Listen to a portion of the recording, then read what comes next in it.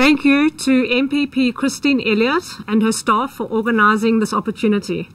And thank you to Dr. Woodside and Dr. Pinhouse for joining me this morning in support of our not-for-profit organisation, the National Initiative for Eating Disorders, or NIED as we like to call ourselves. As parents of a 27-year-old who has been suffering with anorexia and bulimia for over 12 years, my husband and I have done everything possible, emotionally, physically, and financially, to provide and help our daughter, and it is never enough. Our experiences of helplessness, frustration, and ultimately anger fueled me to want to create awareness and take action regarding the bizarre and unforgiving world of eating disorders. The pain for sufferers and their families is insurmountable. If our daughter said, "I need help today," and it has happened, there is nowhere we can take her right now. Not tomorrow, or next week, or in a few months, or many, many months, right now. Because of a lack of resources and funding, the typical process goes like this. You call the doctor's office, wait for a referral, see these wonderful doctors here, have an assessment, and then the waiting list games begin for months on end. It's excruciating for the sufferer and the families, and is worse if you go through an emergency ward. They do not know what to do with eating disorder individuals. Eating disorders kill. They have the highest mortality rate of any mental disease. Yet, unlike cancer, heart disease, AIDS, autism, etc., etc., eating disorders have no profile.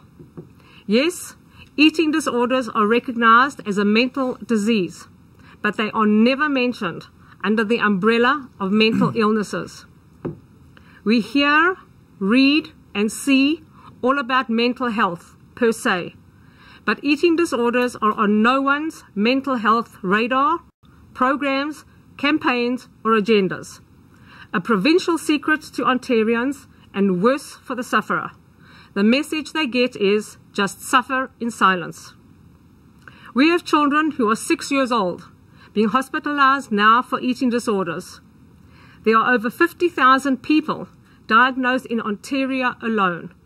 Boys, girls, men and women, and only 20 OHIP-funded beds for anyone over the age of 18.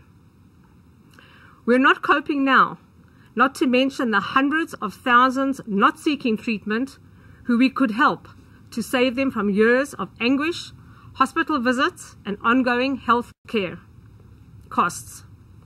Ontario sends patients out of the country at a cost of up to $100,000 for one person for a limited period of time.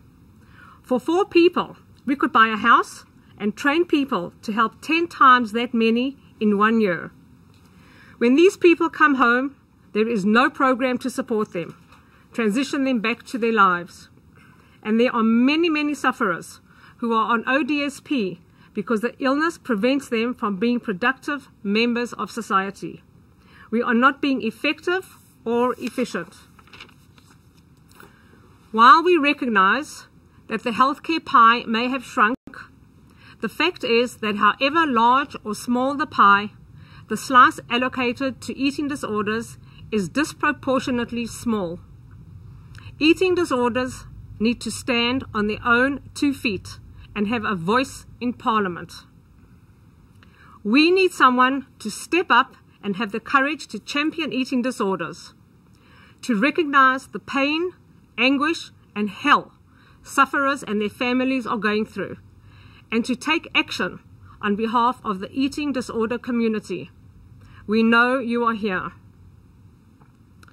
This event has been specifically chosen to be scheduled for today. Why? Did you know it is Eating Disorders Awareness Week in Canada, across all provinces? This week has been declared Eating Disorders Awareness Week for the past 27 years. I only knew this for maybe the past 2 years, and my child has been sick for more than 12 years. You and countless others probably had no idea this week existed. But NIED believes eating disorder awareness is a 52-week issue. We have, in our first year, held a dozen free symposiums welcoming close to 700 people, many desperate for help, who are looking to organizations like NIED for support, advice, and anything positive to take away as they try to make sense of their loved one's illness. We also hold weekly, ongoing support groups for sufferers and professionals. We are combating ignorance, creating awareness, collaborating with like-minded individuals and organizations, campaigning for equitable funding for eating disorders in Canada, and cultivating action. That's what we've done so far, and now we need your help with what we, along with the top doctors in Ontario, see as the huge gaps within the healthcare system. Priorities include, number 1, residential treatment centres in Ontario. Number 2, training for frontline professionals. Number 3, targeted prevention in schools. Number 4, total system of care needs to change.